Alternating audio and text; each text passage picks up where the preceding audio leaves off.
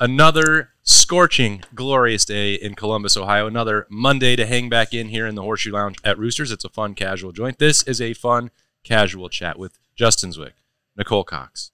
And after months and months. I feel like I haven't seen this guy in a while. Yeah, Zach Boren is back. See that beautiful face. Yeah, I don't know the last time I've been on. It's been too long. It's been great to It's great to have you back. Yes, We've missed you so much. Thank you. I've missed you guys. And I hope you had a great Father's Day weekend. JZ. Yeah, happy Father's Day, guys. Happy Father's Day. Well, I mean, I'm not. you're almost there. Yeah, you just missed the window. Yeah, I'm a fraud. You just missed it, but yeah, it was great Father's Day. Got the Uni pizza oven out and made some pizzas yesterday afternoon. Fine. Nice. Yeah, it was a nice little deal. You can tell we're adults. Only burned one of them. Yeah.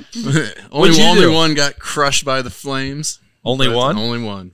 But yeah, it was good. Got the girls made me some picture frames with jewels, it's the best. and We went out and played some putt-putt. The girls came out there for that, 36 of that, on the heels of 3 days of member guests at Northern Stars. Like, Okay. do you want to play golf again today? No.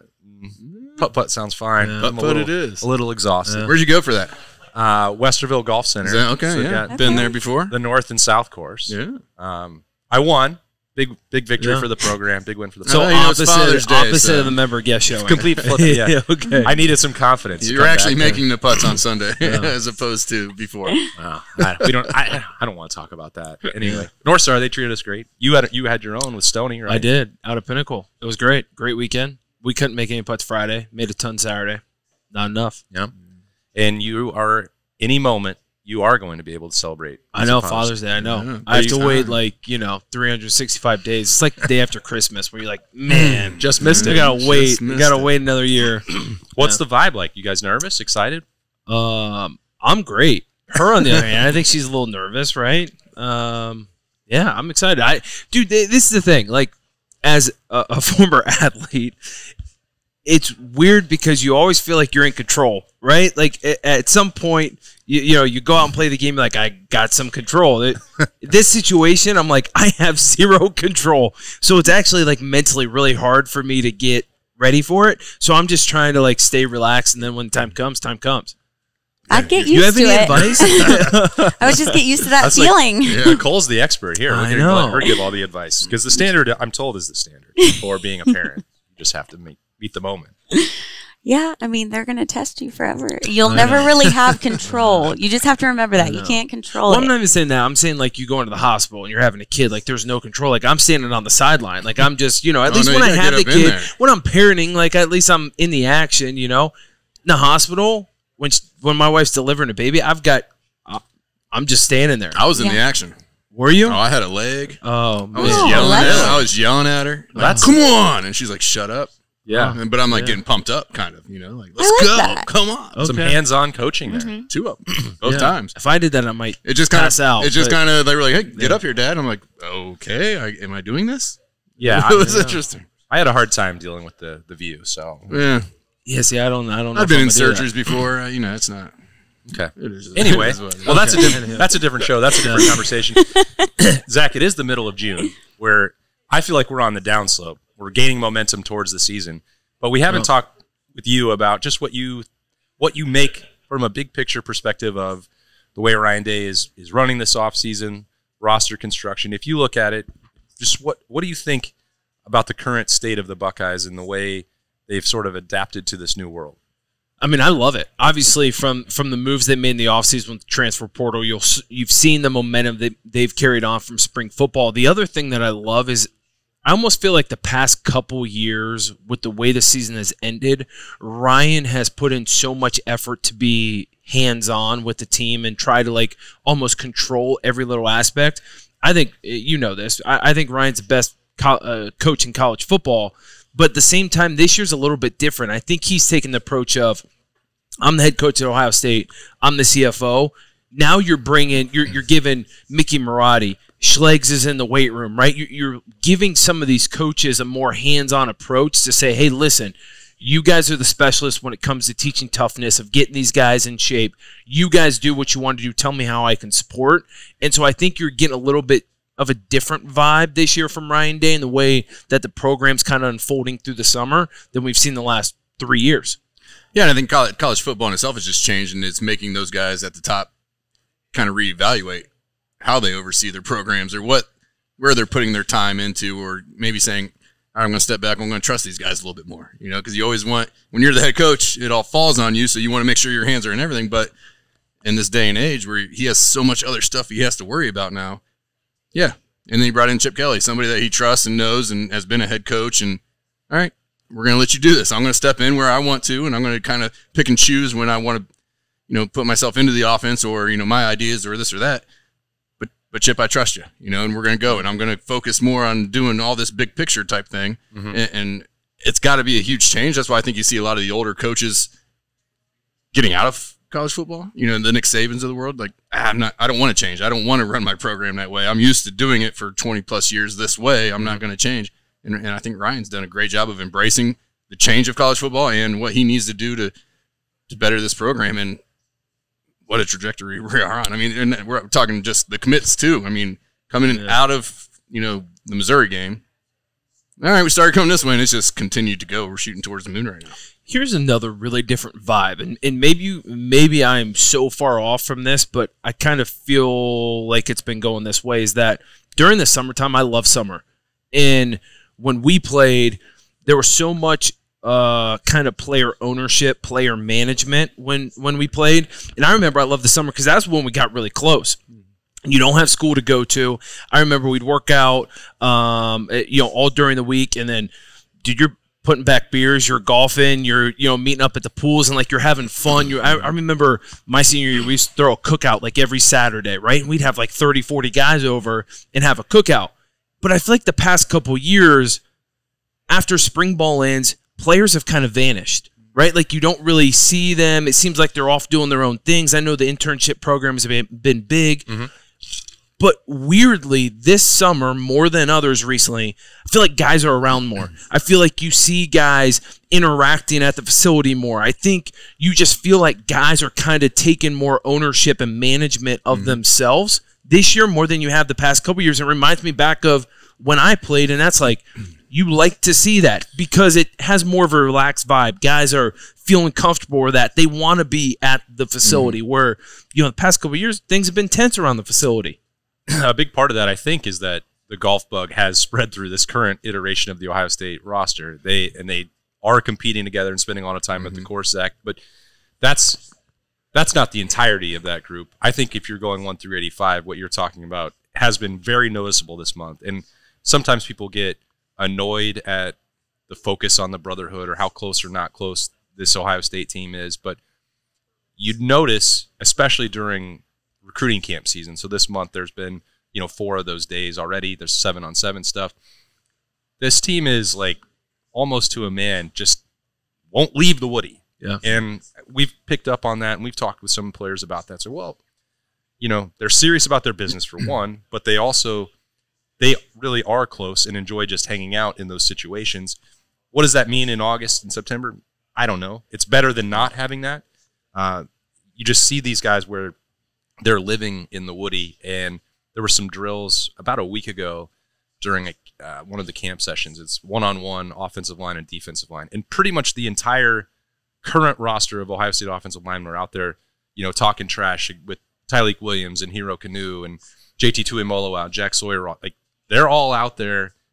That, to me, Nicole, like, okay, well, that seems like they're backing up that brotherhood stuff in a way that it's not to compare or diminish other previous groups, but they all decided to come back, and now they actually are back because they don't ever leave the Woody. I think that is such an important element of the team, and I think that's a great observation, Zach, because think about just in the workplace in general. You can have people that just come show up, do their job, and then, leave. But public relations, which is what I do, it's about creating those relationships. And those, like when we're on the Buckeye cruise, we're out of our element. We're actually, meaning no pressures of school, just kind of more relaxed and just creating bonds that make everything else stronger. So I think it's wonderful that they're doing that. And to Coach Day, I can't imagine how hard that is.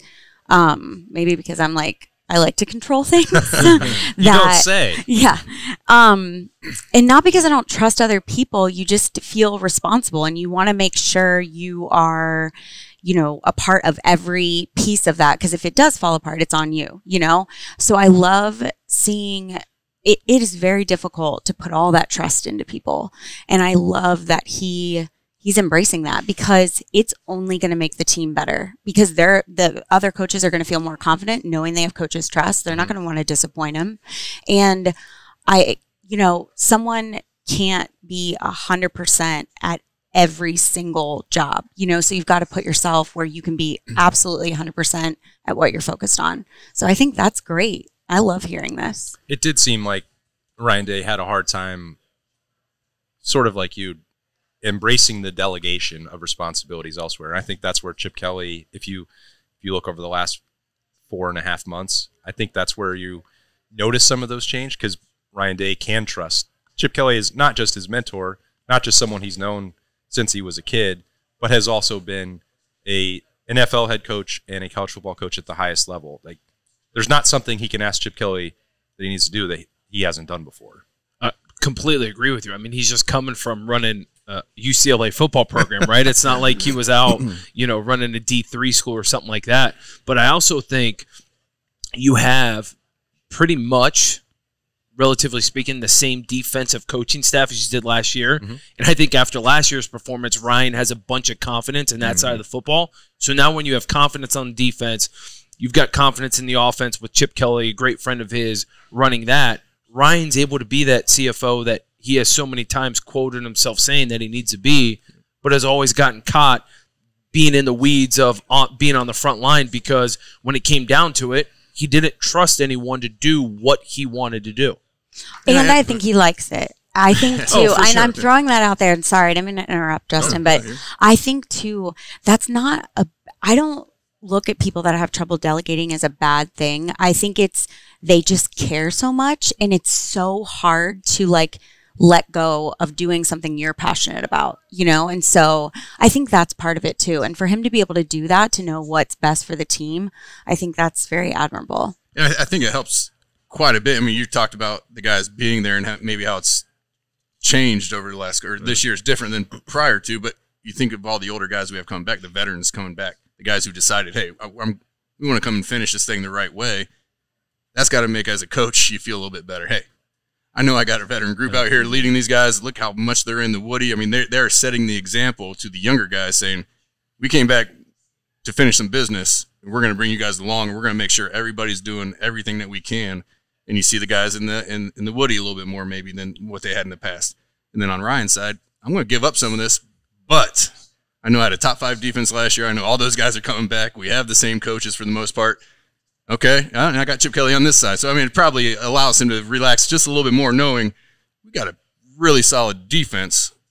We got a really solid offense as well. We got some pieces we got to figure out and some whatever, but that has to help him just kind of move into that new role a little bit. I think that's what made it amusing to me. It was I talked about it with Bill and Birmingham on the podcast daily on Monday morning. This stat that CBS Sports was writing about over the weekend with Ohio State. Like, do they have the continuity that national champions in the playoff era have all had? Which is, Zach, you had 3 of these 4 things: a returning head coach, a returning offensive coordinator, a returning defensive coordinator, and a quarterback with at least 4 games of starting experience. And technically, Ohio State doesn't qualify because Will Howard or Devin Brown. Will Howard was somewhere else. He has veteran experience, which is pretty important to playing quarterback, but it's not at Ohio State.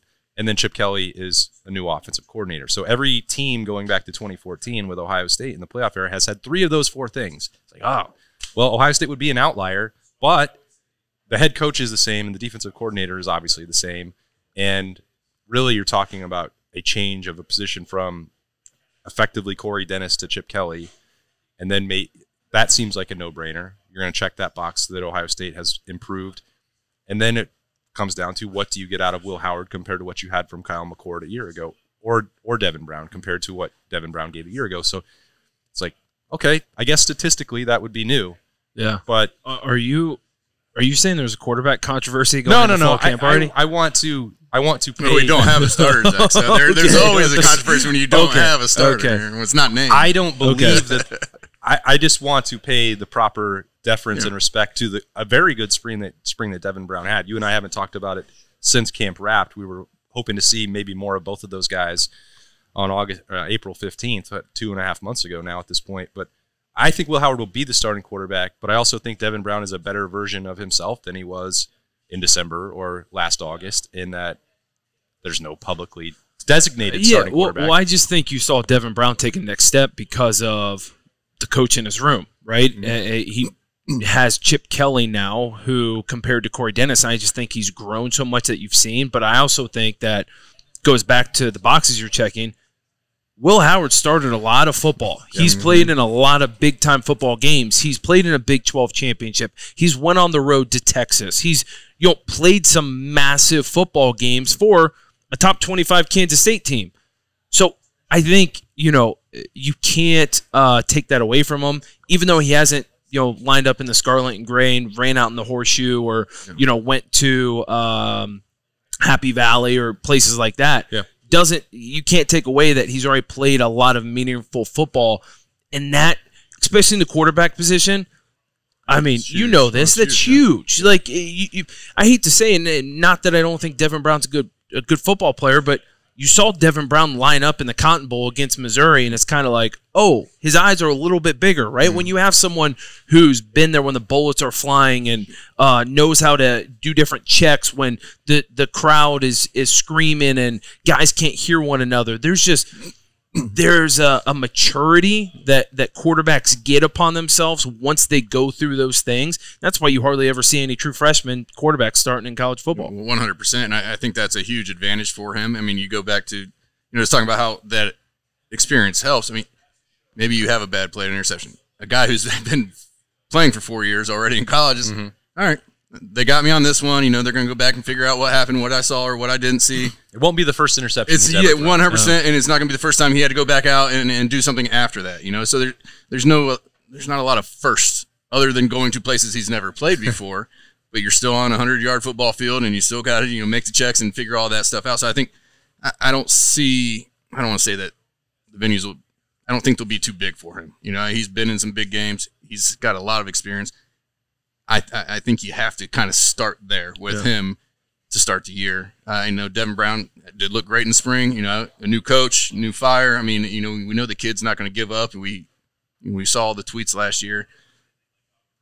I just don't know that he's that much different than a Will Howard who has 4 years of experience and has that leadership and veteran experience. I think what we're trying to say is your boxes are 4 for 4, right? Yeah, well, I think that's what we're trying to say. The other thing is I think we're trying to say is if you want to say Devin Brown had such a great spring, I would argue Julian Sain even had a better spring, right? So we could go down and play the what-if game on this Ohio State roster all day long, and you could probably play – we should call that like the what-if game. We could call it, how many times do we do that? We have a show on Sundays. Correct. But how many times do we go through fall camp and it's like each week is like, well, what if this happens? What if that happens? Right? Like you could do that. And normally it's like 1 or 2. Now this year you could almost go to 3 or 4, for each position. So there's so much talent. I think it goes back to, hey, to win since 2014, if you have a college football playoff national champion, you have a quarterback that has experience prior to that season. All signs point to Will Howard being that guy. Yeah.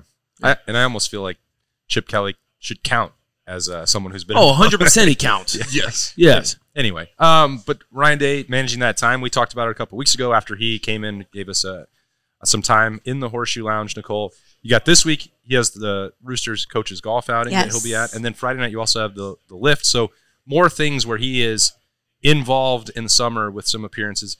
The coach's golf outing is not necessarily new, but Friday night is. There are still more things that he's putting on his plate, and he doesn't just pop in the morning and say, see you later. He's there all day long. He goes to every group, talks to them, thanks them for being there, which you know how I feel about that. It just pulls, it's just a class act, and people really, really appreciate that. So and him being here on the show was just amazing. It was so kind of him. He's got 1 million things going on, but he wanted to be here. He thought it was important, and that sticks with people. Like, wow, that's really nice. Is everything ready for Thursday at 10 a.m.? Well, Eric and his team have just been incredible. So yeah, it's great. I think Eric's ahead of the game, and yes, I already put the request in. They will be there. I brought it up in our meeting last week. I was like, guys, I have He was going to withdraw from the field. I go, I have Rooster chips on my notes. I go, because we've done the outing for so many years that we've just had the same menu. Yeah. To a point that like we just never incorporated the chips in. And Justin said something last year. And so, of course, I put it in my notes. And so we will have chips. You know what? Everybody's going to be excited about that. Oh, Justin brought it up. How interesting. Yeah. Imagine that. I can't imagine Well, that. I'm kind of glad he did because I didn't even realize it. You know, it's just we had that same menu for and those are easy to eat 12 when you're on years. the golf course. Put them in the thing. Put them in the cart. You know. They're just the best. You put the wings on top of it. Well, and then you can then do you that get some too. of that sauce. Yep. Yeah, You get a little sauce. I do that. 100%. Smart. You know what else you need sauce for? It's plucking sauce. It's it's feather sauce. I don't know. Bobby's not here. The only way to eat call it onions something else is Feather right sauce. here. Onion Deep fried feathers. onion feathers with the I want to say it's shake your tail feather sauce. Feather sauce. Feather Feather sauce. I throw the Delicious. shake your tail. Horseradish. Yes, the feather sauce. be called whatever you guys would like. I think that's the song you're thinking. Well, of, it kind of comes into. But only way I eat onions right there. Well, They're on really Tuesday, Jay-Z, they are $3 $3 for appetizer. appetizer Thursday. Thursday. Get At in all Tuesday. Get you some onion feathers. Participating Roosters establishments. good. Yes. You don't want to miss it. All right, big week for you. Yes. You can go back to work, get back to planning. And you then- should have to play though on Thursday. You You should I- drive I around will- with Coach Day and hit some golf balls like he did. Last Eric and drive I will Dave's drive cart. around. We actually do drive one of the Ohio State carts because Okay. they don't. Their staff was like, we don't want responsibility for it. I was like, okay, I guess we will. So they're awesome carts though. But it'll be a great day. It's gonna be hot, but to I think hydrate. Hydrate. we have we have plenty of drinks, so it'll be good. Jay-Z always makes sure that the Roosters' helpful whole attendance stay hydrated as Yes, well, which correct. I know I've you done really, that once. I know you really And appreciate then I that. retired. I did. retired after that. Once? No, it's okay. Well, one outing. I think Multiple different stops, but one Hey, outing. you had a great time. We It had a was- good time. It was okay. We That's figured all it that out. matters. I think I know that's a lie. But anyway, Exactly. looking forward to that big week there for you, Nicole, and Ryan Day and the coaching staff being out there. So that'll be a big one. I know that you've got your nervous excitement going just like Zach does for this. Yes, this for big the week. big for week. everybody. Yes, for everybody. For sure. But Can we're we gonna, get Bobby swinging a golf club on video, please? Yes, I'm- I will. I hey, have to see Please. it. Don't I got worry. to play a full I'm round adding with it him a couple to weeks my ago. notes, It was and I great. will make please. sure that happens. Please, it needs to get posted. I've never seen it, so I must see Wait that. till you It's see not it. as bad as you think it might What? be. I played 18 holes with him in New York a couple weeks ago, and he He surprised has to me a be little bit. practicing I then. think he Okay. probably has. He's been practicing. He's getting to the age where he wants to be good. Yes. Well, now I mean he's played a lot of golf here in the last couple of weeks. Okay. Mhm. He's played more than he has in a Okay. long Then time. I he's didn't even think he practicing. played. Yeah. Okay. Okay. Well, we'll be looking forward to that. We'll see how it went. We'll talk to Nicole about that next week. We're going to take a break, let her get back to work, and we're going to have Berman here talk maybe a little recruiting in June for the Buckeyes. We'll be right back in here at Roosters. It's a fun, casual joint. Roosters has been so fortunate. We just want to be able to give some of that back to the community. They donate to organizations that are near and dear to their heart, and we're so fortunate to have been with Roosters now for a long time. They will always go above and beyond to help support our foundation to further help veterans. It's just a wonderful feeling to know that Roosters supports the Buckeye Cruise for Cancer. All the folks at Roosters are just genuinely kind folks, and they want to make a difference. Thank you, Roosters Foundation. Thank you, Roosters. Thank you, Roosters. Thank you, Roosters Foundation. Well, welcome back into the Horseshoe Lounge. Berm is here, and if I know one thing, it's that when Zach Boren is around and Berm is in the vicinity, he's got one question for him. Yeah, Zach likes to ask. How's recruiting? Who's committing? Recruiting's good. It normally starts as like an open-ended question. How's Yeah. recruiting? Ohio State has the #1 ranked class in the country. Okay. That's good. By like a long shot, right? Well, I mean, it just depends on how you look at it. Notre Dame, they just passed Notre Dame on Rivals on Friday with their 15th commit. Notre Dame has 21. They picked up number 16 on Sunday with Isaiah West, the running back. So they're moving along. And as I was saying, there's probably 9 or 10 dudes out there that would commit right now if Ohio State was pushing for those players. But there are a handful of guys that are, I would say, slightly higher on the priority list, including 5-star offensive tackle David Sanders, who comes into town this coming weekend for his official visit. 5-star wide receiver DeCorian Moore. Like there's a bunch of dudes that are like waiting to figure out what those guys do, and then the rest of the board can fall. Do they give him a time slot? No, but I'm interested to hear how this is. Like, let's schedule it Here's out. your offer. You have until the 21st. Berm's got a party, so he's not going to be able to write your story on this day. So let's move it to here. You don't do that for the top 10 players in the country. I mean, and that's really what Ohio State's waiting for, players who are top 10 type prospects. So those other guys will wait around. The other guys, that's the real rub. Like, how long will those other guys wait? Because at some point there does become a conversation where the coaching staffs that are recruiting them elsewhere are like, are you going to wait for Ohio State forever? And most of the guys are like, yes, I will. Oh. But not everyone will. And they're, if you're Ohio State and you're recruiting a 4-star offensive lineman from Maryland, for example, and you're sort of hedging what you're wanting, but South Carolina, who has a great relationship in the Washington, D.C. area, decides to push, then maybe they can turn some heads. But Ohio State is not going to panic because, again, they have the number 1 ranked class in the country. Yeah, it doesn't seem like there'd be a lot of reason to panic. And this weekend coming up is really, really big. It starts actually tomorrow. On Tuesday, they have some official visitors coming into town for a Tuesday-Wednesday visit, which is rare, but that's very rare. Well, kids nowadays can take as many officials as they want. Oh. So they really are all trying to jam them into June because the recruiting dead period begins next Sunday. And then a lot of kids, as they get into their high school senior seasons, are going to make decisions by like this time next month. So I would say 75% of the remaining targets on the board for Ohio State, maybe even higher than that, will be off the board by this time next month. So the guys they're waiting on are making decisions soon. Yeah, and then based on that, you can go into the season and evaluate in-state guys or local guys that are rising seniors and maybe guys that are making a push for an in-state offer. So it's really like the creme de la creme is what they're waiting for right now. And what holes do you still feel like they need to fill? Well, they've got the number 1 and number 2 ranked cornerbacks in the country committed. They're really going to push for the third corner this weekend, Dorian Brew, from originally spent some time at Clayton Northmont, and then he's now in Conroe, Texas. That's an Ohio State USC battle, so they're going to push to really seal that one up this weekend. And then you have your 3 corners. They need one more safety. They need another linebacker. They need defensive tackle help in a major way. That's one spot that is still kind of a quagmire. They have 2 defensive ends committed, but neither of them are what I would consider like a traditional rush end. I mean, you have London Merritt, who's 6'3", 225, and you have Zahir Mathis, who's like 6'5", 205. So like you have 2 very distinctly different types. They need help on the defensive line. So, but that's Larry Johnson's ways are varied. And is that the position group you feel the most worried about in this recruiting cycle? Offensive line is still the one you got to worry about. There's only one offensive lineman committed. That's Carter Lowe from Toledo. And then you have now we're into.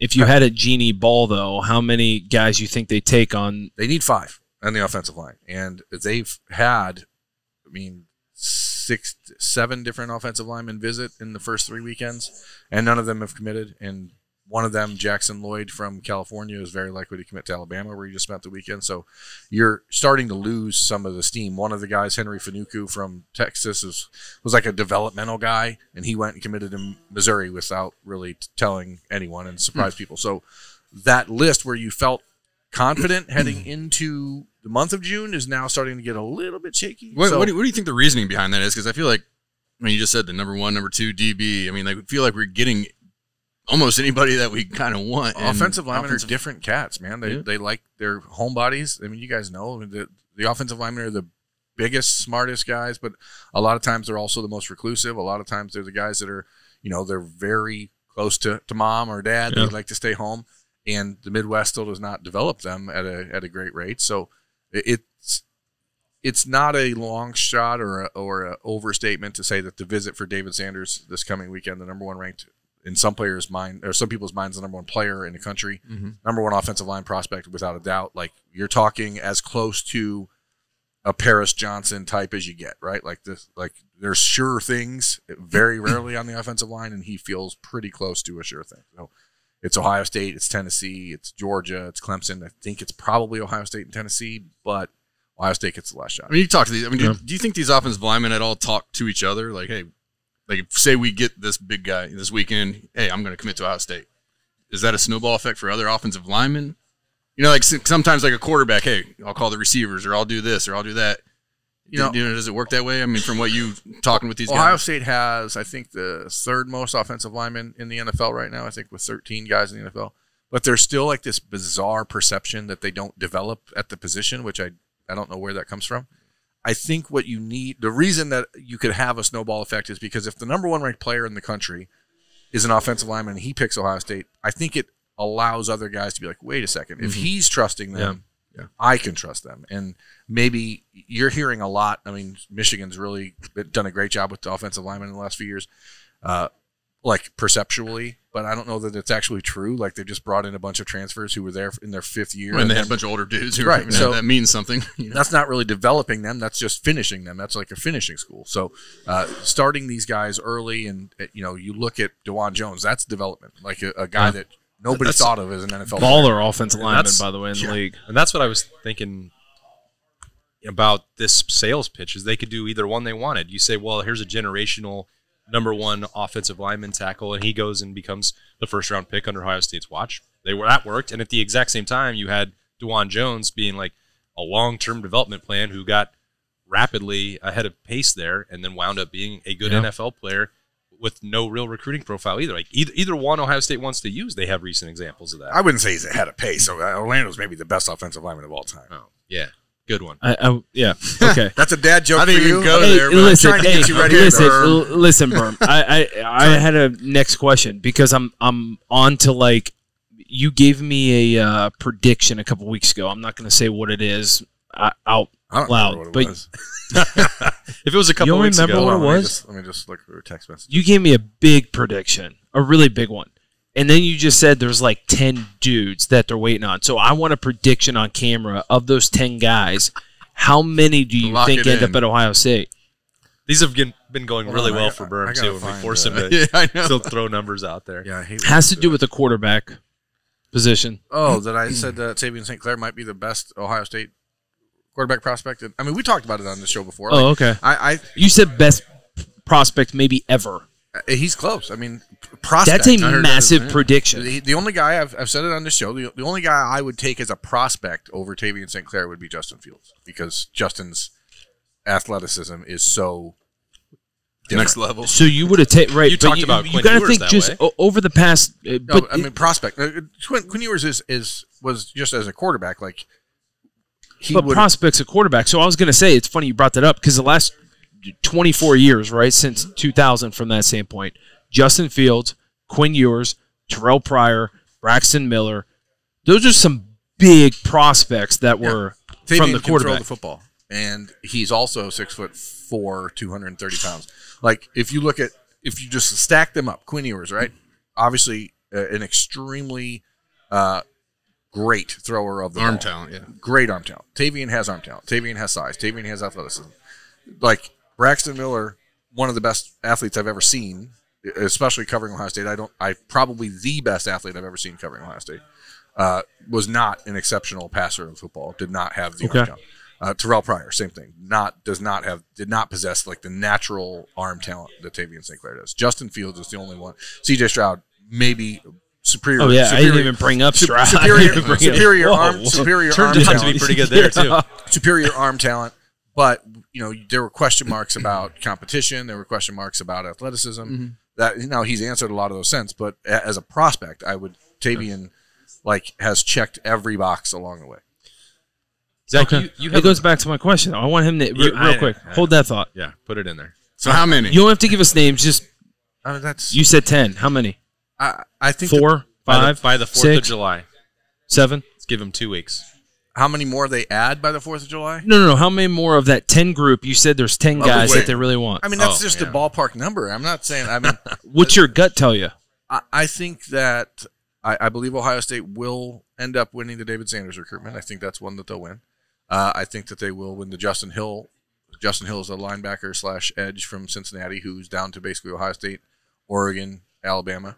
USC in there a little bit. I think they'll win that one. I think they'll win Dorian Brew. That's 3. I think that all 3 of those guys could be off the board by July 4th. Justin Hill's announcing on July 3rd. That's his birthday. So, I think that that's a safe bet. I think that the ones who are the others that they're wait forever for, like DeCorian Moore, Jordan Davison, the running back from California, who visits this weekend, number 1 ranked running back in the country according to Rivals. I think he's going to commit somewhere like within a week after his final visit. He's been ready to be done with the recruiting process for a while. He visited Oregon this weekend, Michigan last weekend, Ohio State this weekend. I think it's going to be Ohio State or Oregon. We'll see. I think that they will. I think that they'll win that one. I think that they will probably end up losing the DeCorian Moore battle because Texas and Oregon play a much more aggressive game. And Ohio State will not shy away from the NIL stuff when it comes to a player like DeCorian Moore. But when you add all of the things and close to home, then it's hard to win that battle. Vernell Brown, wide receiver from Orlando, who's a Florida legacy, like his grandfather and his father played there. Like that's a tough one to win. It's tough. He's from Orlando. You have those ties. I still think that they're going to win that one because I just think that the relationship with Heartline is good enough.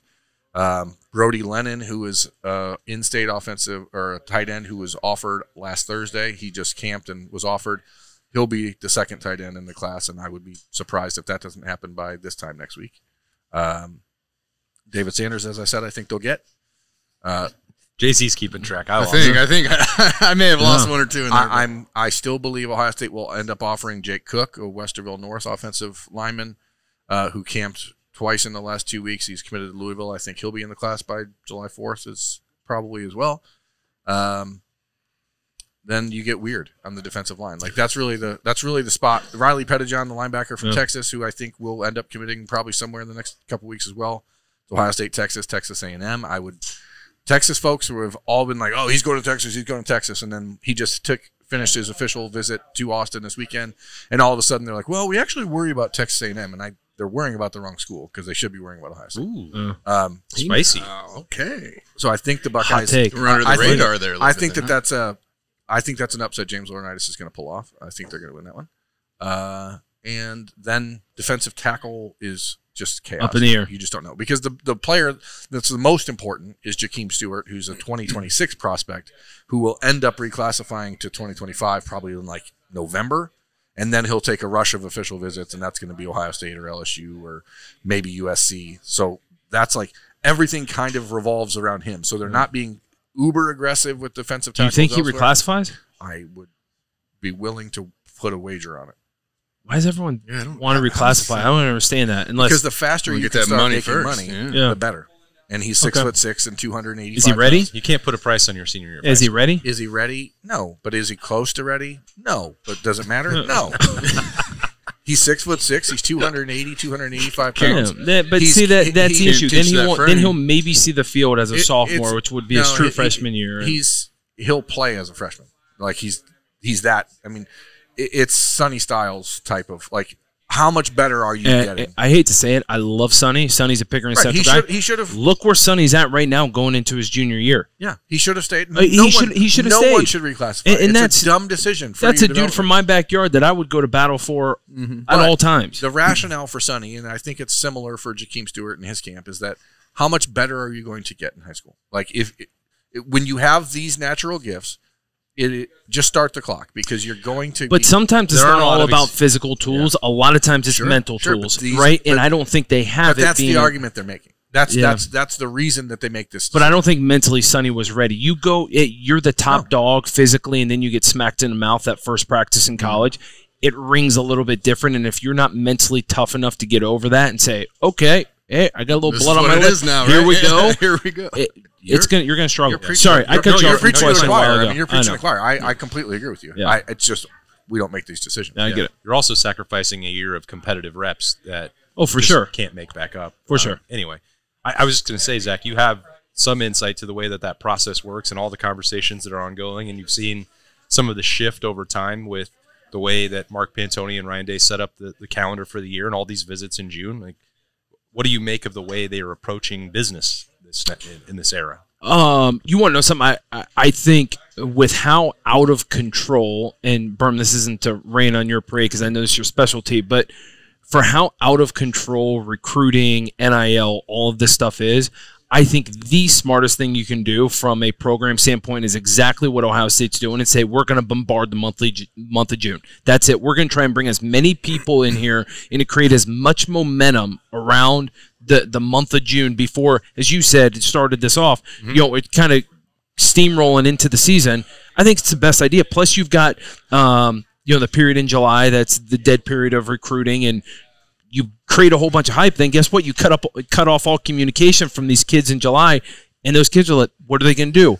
Go back and think about the time they had at Ohio State. You know what I'm saying? And that's what happens to a lot of these kids is they take their last official visit. That's the greatest thing. That's what they remember. Things change when they go on that next official. Well, if you can't do anything in July, that's going to be sitting with you for a while, and especially if these kids are making decisions before going into their senior year of football. Mm-hmm. Correct. It's smart. It's very smart. Yeah, you're not raining on my parade. No. Correct. And recruiting's out of control. But the last thing you want to do is just make it open up the floodgates and say come whenever, right. Because now it goes back to our conversation of being CFO, kind of having control. Now you spread yourself so thin, thinking like, oh man, I got 2 guys coming in this weekend, and plus guys want to be around one another. I remember they used to do a big recruiting weekend back, when I was getting recruited, when there was really only a couple weekends a year that you would go. But having a bunch of guys together with their families, knowing like, hey, this is going to be my core group of dudes while I'm in college, that's huge. Yeah, but also, this is Ohio State. Now, I don't think it's intentional, but this has been a shift since Ryan Day took over to make June that month. And it's going to end up playing in their favor because we are probably a year away from the early signing period moving up to the end of June. And so you are blitzkrieging. You're blitzkrieging now because a year from now, 2 years from now, all these kids are going to sign next week. And so then it's, okay, hey, we're done with the class of 2025. Yeah. We start heading into the season and start bringing in the 26s. As it should be. Right, because Ohio State, I mean, this was – the Urban Meyer era was decidedly different, which is we have big games, we have night games, we bring in all the guys then. The Ryan Day cool era, jerseys, cool experience. Yeah. The Ryan Day era is we bring everyone together, we spend full weekends with families.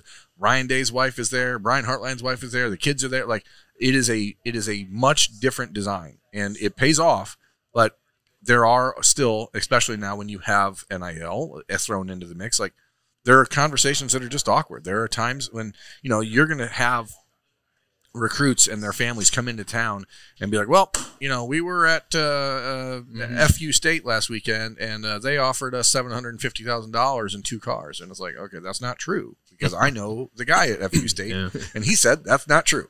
So, and so now you have to deal with that. So I hate FU State. That's the worst. They're just so scummy. It's more like there's a lot of moving parts. It's like a fugue state. Like you're just in a haze the whole time. That's actually what it stands for. Yeah, Fugue University State. How much of that goes on of false offers being conveyed by parents? But it's not the parents. It's the third uncle. It's Urban's favorite guy. It's a street agent. It's we're empowering a lot of people to be involved in these conversations that 5 years ago, if that person showed up on an official visit, you'd be like, get off my campus. Yeah. Get out of here. And now you're like, come on, let's take a picture. Yeah. You can take this picture where you're pointing at each other. It's the weird thing that people do. It is really gross. And I mean, you said, you're not offending me. Like recruiting has jumped the shark. It's not anywhere near the virtuous thing it was 10 years ago. Yeah, when it was so virtuous. It was so clean and all above the table. Anyway, June is rolling right along. We got to get over to a camp. We're going to go over to camp now and cover that. Berm's got a lot more recruiting coverage coming, as he's got, as he said, and Zach pinned him down, a lot to do in the next 2 weeks as Ohio State wraps up camp. Thanks to Nicole Cox and Roosters for having us in here for another Monday in the Horseshoe Lounge. That's Justin Zwick. That's Daddy-to-be, Zach Boren. Daddy-to-be. I know. Good luck. Be thinking about him and the misses this week, a big week. That's Jeremy Birmingham. I'm Austin Ward.